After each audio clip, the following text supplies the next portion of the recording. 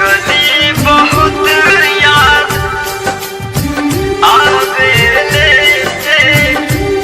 एगो पगली बहुत याद आवेले।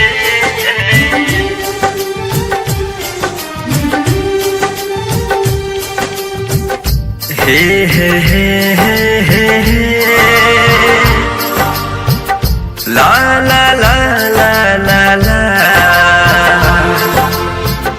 हो हो हो हो हो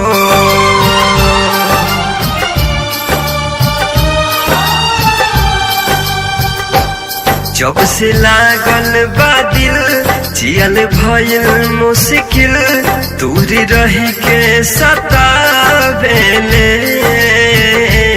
जब से लागल बा दिल जियल भइल मुश्किल दूर रही के सतावेले।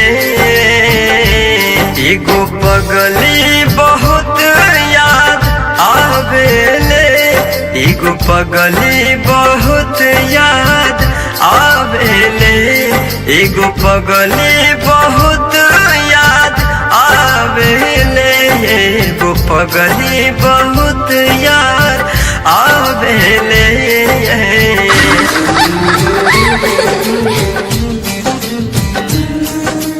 खुशबू रिकॉर्डिंग स्टूडियो कहला बिशनपुरा बाजार।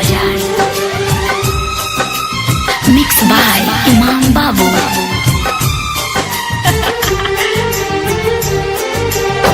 दिन दिलवा ओकरे नाम धड़केला रोज सुबे शाम लागेला रूपवा ओकर चान कबू न हटे यार ध्यान। अच्छा दिन दिलवा ओकरे नाम धड़केला रोज सुबे शाम लागेला रूपवा ओकर चान कबू न हटे यार ध्यान।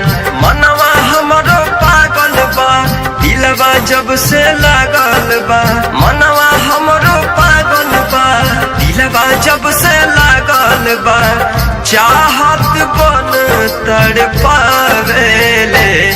एगो पगली बहुत याद आवेले एगो पगली बहुत याद आवेले एगो पगली बहुत याद आवेले एगो पगली बहुत याद आवेले।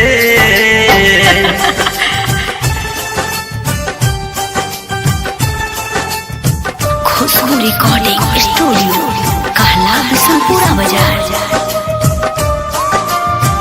मिक्स बाय इमाम बाबू। मुन्ना मतलबी से के प्यार ले गल दिल के चैन करा फोन न कैल से को बार कबले यार करे इंतजार।